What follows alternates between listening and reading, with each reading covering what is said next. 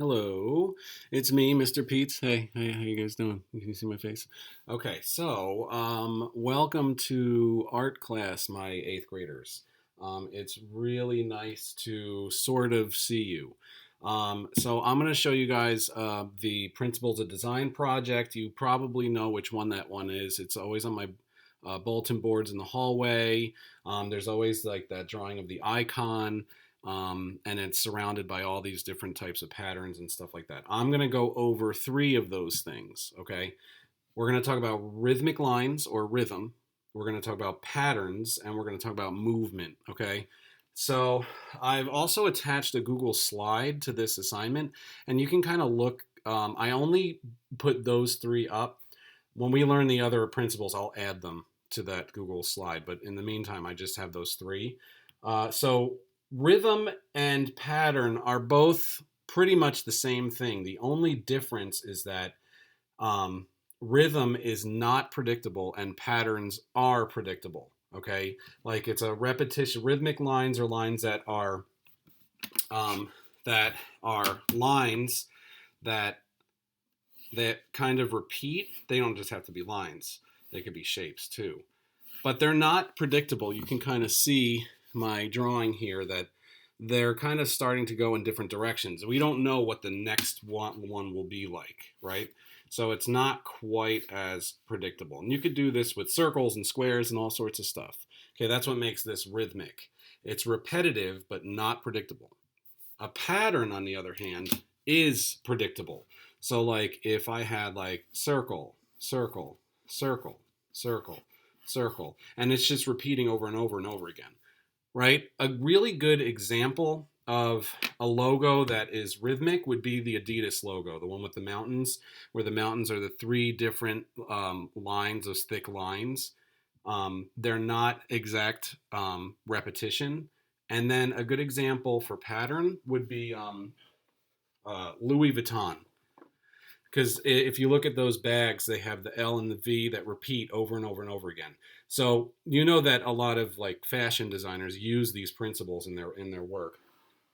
So, and then the last one I want to talk about is movement. And movement is something in the image that moves your eye across the frame of the paper. Even if you don't have to necessarily have lines, I've had students in the past literally draw arrows that were saying, "Hey, look over here," and they don't have to be arrows; they can be sharp points indicating to look over this way. Okay, that's movement. It is where you, as the designer, are manipulating my eye to look in a very specific direction. You're causing me to move my eyes. So that's movement. All right. So we have the three that um, we're going over today. This is rhythmic lines right here. This is a pattern. Remember, rhythm is unpredictable and a pattern is very predictable. And then we have movement, something that draws your eye across the paper or something that points or indicates a direction in which to look. Okay. So this is all I'm going to have you do for this project.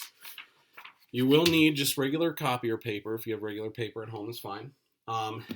I prefer a pencil. If you have a pen or marker or whatever, that's fine too. Some kind of straight edge. So I have my ruler, triangle ruler here. I don't need the measurements, so I'm not worried about it. So you can really use anything for a straight edge, even another piece of paper. You can draw like with the side of a piece of paper. And then I have this CD here to kind of trace some curved lines, nice clean curves, all right? And then this is all I really want you to do. With a blank piece of paper, I want you to draw a series of lines that sort of break up into different sections of the paper. And you don't have to do a lot. I'm going to do something like this, all right? So you can kind of see what I have so far. All right, I have like different sections all in here. And then what you're going to do is inside of each section, give me something rhythmic or something in a pattern. So if I were inside this shape here to do a bunch of stripes, this would be considered a pattern because you can predict what's coming next.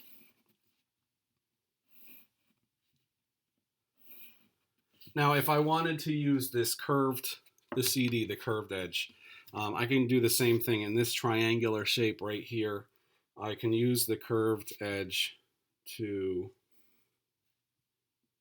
kind of do the same thing. And again, this is these are good examples of patterns because they're just repeated the same line over and over and over again. You know what the next line is going to be. Okay, it really is that simple. Okay, and so on and so on and so on. And you can see by using these tools, I make my work look really neat, which it is kind of required for you to do that. You are in 8th grade, so I will kind of be looking at your neatness. And then if you want to use the other boxes to kind of draw some different shapes and stuff like that, like you can draw like triangles. Now this would be very rhythmic, right? Because it's a repetition of a bunch of triangles, but they're all different shapes and sizes. So it's a repetition that's not predictable. Okay, and I could do that, so on and so on. And then you can create any other rhythmic lines or patterns inside of these boxes, all right?